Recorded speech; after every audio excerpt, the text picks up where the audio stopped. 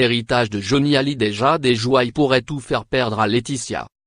Depuis le début de l'affaire qui entoure l'héritage de Johnny Hallyday, un élément divise.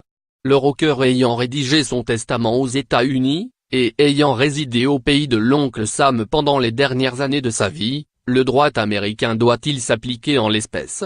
Ou est-ce le droit français qui doit prendre le dessus en raison de la nationalité du taulier? Cette question, ce sera à la justice d'y répondre dans les prochains mois. Et évidemment, cette décision changera tout puisque s'il est autorisé dans le droit californien de déshériter ses enfants, ce n'est pas le cas en France.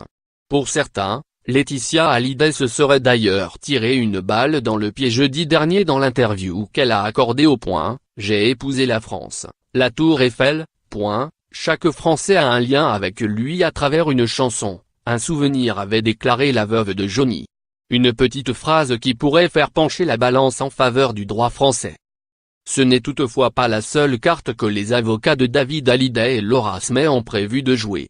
Invité de David Pujada sur le site lundi soir, Emmanuel Ravana a d'ailleurs évoqué un autre élément qui pourrait peser lourd dans la balance. Je me suis permis d'indiquer qu'elle, Jade et Joy, ND et LR, avaient été adoptées. C'est pour souligner ce rattachement avec la France car elles ont été adoptées en France, par une procédure française devant le juge français.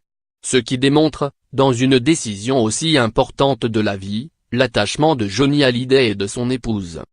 Par Benjamin S.